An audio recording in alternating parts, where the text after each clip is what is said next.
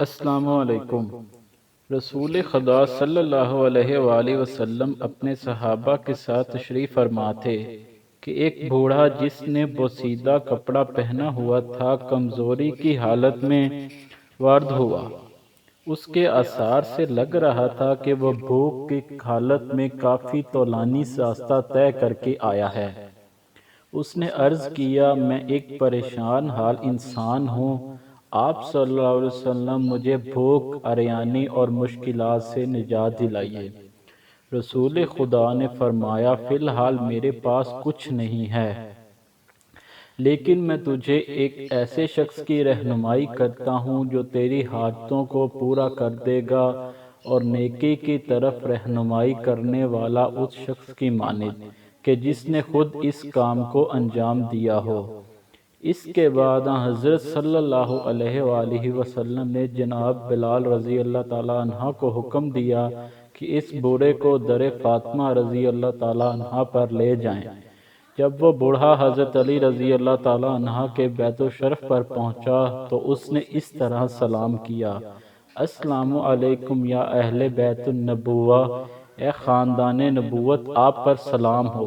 آپ رضی اللہ تعالیٰ عنہ نے سلام کا جواب دیا اور دریافت فرمایا، تم کون ہو؟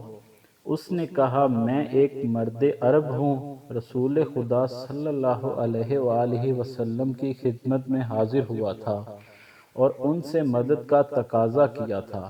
انہوں نے مجھے آپ رضی اللہ تعالیٰ عنہ کے دروازے پر بھیج دیا۔ وہ تیسرا دن تھا جسے حضرت علی رضی اللہ تعالیٰ عنہ بھوک کی حالت میں گزار رہے تھے، اور رسول خدا صلی اللہ علیہ وآلہ وسلم بھی اس سے آگاہ تھے۔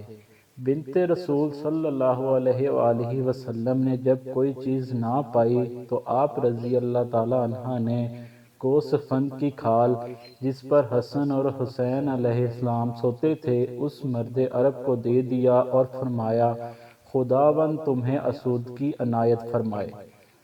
بوڑھے نے کہا، اے بنت رسول صلی اللہ علیہ وآلہ وسلم، میں بھوک سے بے حال ہوں، آپ مجھے گوسفند کی کھال عطا کر رہی ہیں۔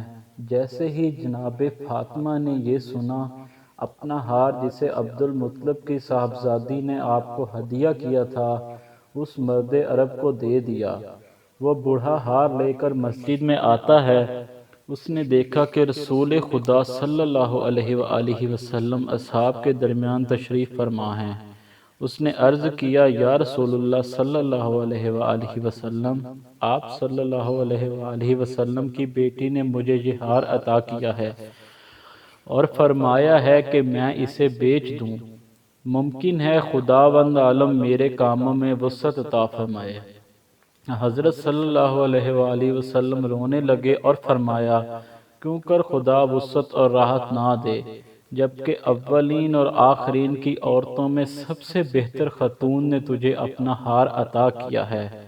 عمار یاسر رضی اللہ تعالیٰ عنہ نے عرض کیا، کیا آپ صلی اللہ علیہ وآلہ وسلم اجازت دیتے ہیں کہ میں اس ہار کو خرید لوں؟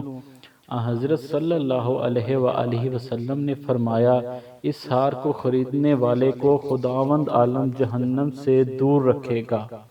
جناب عمار یاسر رضی اللہ تعالیٰ عنہ نے مرد عرب سے کہا کہ اس ہار کو کتنے میں بیچو گے؟ اس نے کہا، اتنی قیمت میں بیچوں گا کہ کھانا کھا کر سیر ہو سکوں، پہننے کے لیے ایک یمانی ردا خرید سکوں اور کچھ دینار جسے میں واپسی پر خرچ کر سکوں۔ جناب عمار رضی اللہ تعالیٰ عنہ نے کہا، میں اس ہار کو 200 درہم میں خریدوں گا اور تجھے روٹی اور گوشت سے سیر کروں گا، اوڑھنے کے لیے یمانی ردا بھی دوں گا اور اپنے اونٹ سے تجھے تیرے گھر تک پہنچاؤں گا۔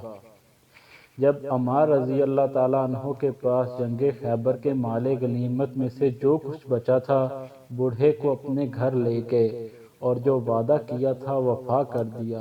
مرد عرب دوبارہ ان حضرت صلی اللہ علیہ وآلہ وسلم کی خدمت میں حاضر ہوا۔ آپ صلی اللہ علیہ وآلہ وسلم نے فرمایا کہ کیا تو نے لباس لے لیا اور سیر ہو گیا؟ اس نے عرض کیا، ہاں رسول اللہ صلی اللہ علیہ وآلہ وسلم، میں بے نیاز بھی ہو گیا۔ جناب عمار رضی اللہ تعالیٰ عنہ نے ہار ایک چادر یمانی میں رکھ کر سہم نامی غلام کو دیا اور کہا اسے رسول خدا صلی اللہ علیہ وآلہ وسلم کی خدمت میں لے جاؤ، اور میں نے تم کو بھی رسول خدا کو بخشا۔ حضرت صلی اللہ علیہ وآلہ وسلم نے اسے جناب فاطمہ زہرا رضی اللہ تعالیٰ عنہا کے پاس بھیج دیا۔ بنت رسول نے ہار کو لیا اور غلام کو آزاد کر دیا۔ یہ ماجرا دیکھ کر غلام ہنسا۔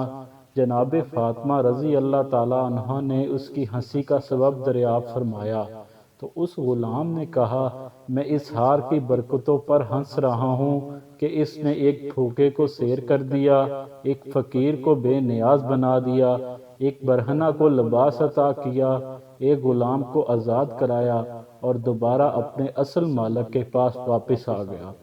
سبحان اللہ۔ اللہ آپ سب کا حامی و ناصر ہو۔ خدا حافظ۔